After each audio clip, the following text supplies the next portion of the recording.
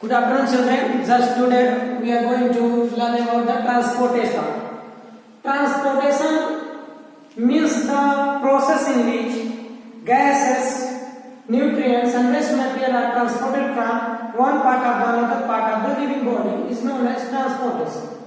Transportation is the process in which gases, waste, and nutrients are supplied to one part of the body to the another part of a living organism is known as transportation. Now we will learn about the transportation in human. हम लोग पढ़ेंगे मानव शरीर में transportation कैसे होता है. तो there is a system in a human body which is responsible for the circulation in the human body, that is known as circulatory system. For the transportation in a human body, there is a system known as circulatory system. Circulatory system means the system responsible for circulation of waste, nutrients, and gases from one part of the body to the another. Circulatory system consists of blood, heart, and blood vessels. मानव शरीर में जो circulatory system है उसमें blood. The circulatory system consists of blood, heart, and blood vessels. Blood has three cells: WBC, RBC, and platelets. In this class, you have to only study about the platelets and know the little thing, that is, what is the role of platelets inside our blood. The platelets help in the blood clotting. जब कभी भी कोई blood vessels cut पिट जाती है तो blood platelets जो है उसको ब्लड क्लॉटिंग में हेल्प करता है. ब्लड क्लॉटिंग मीन्स क्लॉट करके खून का थक्का बनाता है और उस खून के थक्के को हेल्प करता है के द्वारा हेल्प करता है जो कि खून जम जाता है. जैसे कट गया तो क्लॉटिंग हो गई तो खून का बहना बंद हो जाता है. उसके बाद हमारा हार्ट है और ब्लड वेसल्स. हार्ट जो एक पंपिंग मशीन है, कार्डियक मसल की बनी होती है और एक फोर चेम्बर होता है. ब्लड वेसल्स तीन प्रकार की होती हैं: arteries, when, and capillary. Arteries carry oxygenated blood except pulmonary arteries, and vein carries deoxygenated blood except pulmonary vein. एक बात यहाँ समझ लीजिए, oxygenated means the blood having oxygen, मतलब deoxygenated means the blood having not oxygen, having carbon dioxide. Oxygenated blood को pure blood बोला जाता है और डीऑक्सीजनेटेड ब्लड को इम्प्योर ब्लड बोला जाता है. कैपिलरीज जो है यही आर्टरीज आगे चल करके यही आर्टरीज जो है आगे चल के स्मॉल ब्रांच मतलब स्मॉलर थिनर में हो जाती है सेल के पास. जब सेल के पास थिनर इसी को कैपिलरीज बोलते हैं, ब्लड कैपिलरीज. ब्लड कैपिलरीज का काम जो है सेल से डिफ्यूजन के द्वारा या ऑस्मोसिस के द्वारा किसी भी सब्सटेंस का एक्सचेंज करना होता है. कैपिलरीज वह ब्लड वेसल्स है जहां पे सेल से एक्सचेंज होता है, यही सेल के एकदम पास तक पहुंचती है. अब हम देखते हैं अपने हार्ट को. हार्ट हमारा फोर चेम्बर्ड होता है. यह जो है फोर चेम्बर्ड होता है. कितना होता है? Four chambered. अब हम यहाँ देखेंगे, देखिए वो कह रहा है यहाँ पे एक लेफ्ट आर्टियम है. पहला चेम्बर लेफ्ट आर्टियम, दूसरा चेम्बर लेफ्ट वेंट्रिकल, तीसरा राइट आर्टियम और चौथा राइट वेंट्रिकल. इधर वाले को लेफ्ट, इधर वाले को राइट बोलते हैं. सबसे पहले ब्लड जो है बॉडी से राइट आर्टियम में पहुंचता है. सबसे पहले ब्लड बॉडी से राइट आर्टियम में पहुंचता है with the help of vena cava. Vena cava के द्वारा की सहायता से अपर बॉडी और लोअर बॉडी से ब्लड राइट आर्टियम में पहुंचता है. अपर बॉडी वेना केवा को जो है हम सुपीरियर वेना केवा बोलते हैं. लोअर बॉडी वाले वेना केवा को इंफेरियर वेना केवा बोलते हैं. यहाँ अच्छा से समझ आइए, ये हमारा लंग्स है, ये हार्ट है, ये ब्लड है.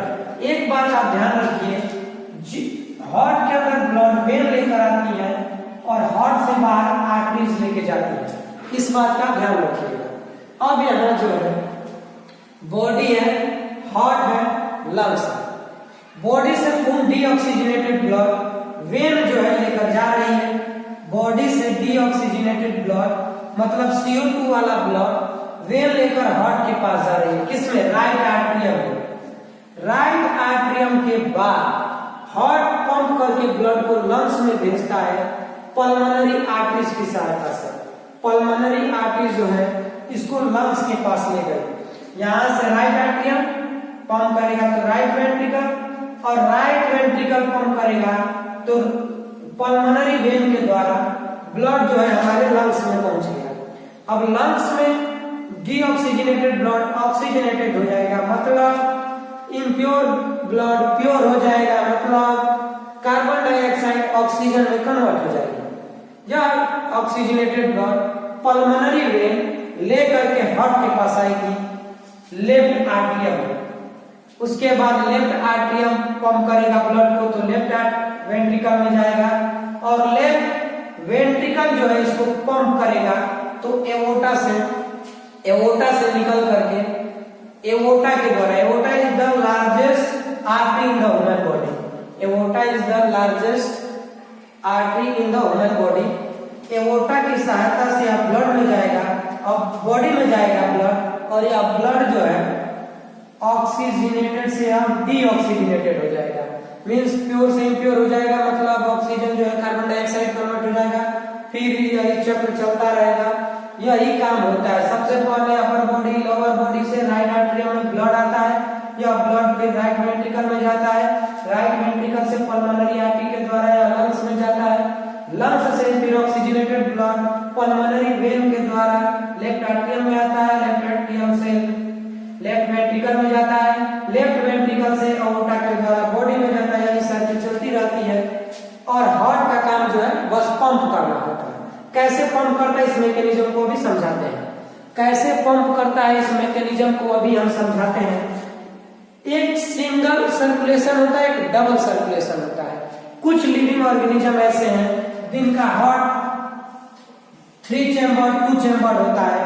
तो जैसे कि जितने भी रेप्टाइल्स होते हैं, एम्फीबियंस के पास 3 चैम्बर होता है लंग्स, और यहाँ पे जो मछलियां होती हैं, फिशेस होती हैं, 2 चैम्बर होता है।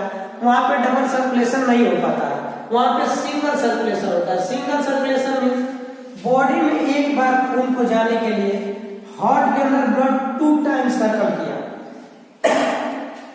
बॉडी में एक बार अगर बॉडी के अंदर अगर एक बार ब्लड जाता है तो हार्ट के अंदर 2 टाइम्स सर्कुलेट करता है। इसको डबल सर्कुलेशन बोलते हैं। इसको डबल सर्कुलेशन, यहाँ एक सर्कुलेशन हो रहा है और यहाँ पे एक साइकिल पूरा हो रहा है, सर्कुलेशन हो रहा है, इसीलिए इसको जो है डबल सर्कुलेशन बोलते हैं। अब देखिए जो धक धक की आवाज हार्ट करता है उसके साउंड को साइंटिफिक नेम दिया गया है लव डब। लव डब जो दिल की धड़कन है, हार्ट बीट है, उसके साउंड को साइंटिफिक नेम दिया गया है लव डब। Love dub. और जो साइज ऑफ द हार्ट होता है किसी भी ह्यूमन के लेफ्ट मुट्ठी के बराबर होता है। अब इसके मैकेनिज्म को समझते हैं। हमारा हार्ट एक कार्डियक मसल से बना होता है जिसकी मसल्स रिलैक्स कॉन्ट्रैक्ट होती है। यहाँ पे देखिए राइट आर्टरियम रिलैक्स हो गया तो अपर बॉडी वेना के वहां से ब्लड जो है राइट आर्टरियम में आ गया। अब राइट आर्टरियम में फिर यह कॉन्ट्रैक्ट होगा, सिकुड़ेगा। राइट आर्टरियम भर गया, सिकुड़ेगा, ब्लड राइट वेंट्रिकल में जाएगा, फिर राइट वेंट्रिकल सिकुड़ेगा, पल्मोनरी वेन से लंग्स में पहुंच गया, फिर पल्मोनरी आर्टरी से लंग्स में पहुंच गया, फिर पल्मोनरी वेन से हार्ट के अंदर आएगा। उस टाइम लेफ्ट आर्टरियम एक्सपेंड किया रहेगा, खुला रहेगा, आगे बढ़ जाएगा, फिर कॉन्ट्रैक्ट सिकुड़ेगा, एक खुल जाएगा, लेफ्ट वेंट्रिकल खुल जाएगा, फिर ए सिकुड़ेगा, फिर यहां से एओर्टा से बॉडी में चला जाएगा। यही सिस्टम जो है हार्ट का चलता रहता है, जिसको लव डब उसकी धड़कन को बोलते हैं। आप अच्छे से इसको तैयार कर लीजिएगा। किसी को कोई दिक्कत होती है तो कांटेक्ट मी पर्सनली, कोई भी दिक्कत नहीं होने वाली है। आप पूरी तरह से इसको तैयार कर लीजिए। और एक बात और, जो यहाँ पे आर्टरीज है, वेन है, तो जो वेन है आर्टरीज का वाल थिक होता है, आर्टरी की दीवार मोटी होती है क्योंकि ऑक्सीजनेटेड ब्लड जो यहाँ पे हमारे पास 3 प्रकार की ब्लड वेसल्स है, आर्टरी, वेन और capillary. Artery, when, arteries carries the heart से, आर्टरी हार्ट से बाहर खून को लेके जा रहा है, तो इसकी दीवारें थोड़ा मोटी होती है, ठीक होती है, दीवार मोटी होती है क्योंकि उसमें प्रेशर ज्यादा रहता है और इलास्टिक होती है, जब ब्लड जाता है तो फैल जाती है, फिर से बोले फैल जाती है। वेन में जो है ऐसा थोड़ा सा इसकी तुलना में इसकी दीवार पतली होती है लेकिन इसमें वाल्व पाया जाता है, यूनिडायरेक्शनल ब्लड का फ्लो, इसीलिए उसमें वाल्व पाया जाता है। वाल्व का काम है आगे जो डीऑक्सीजनेटेड बढ़ गया उसको फिर बैक आने नहीं देता है। तो ठीक है, आप लोग इतना कवर कर लीजिएगा।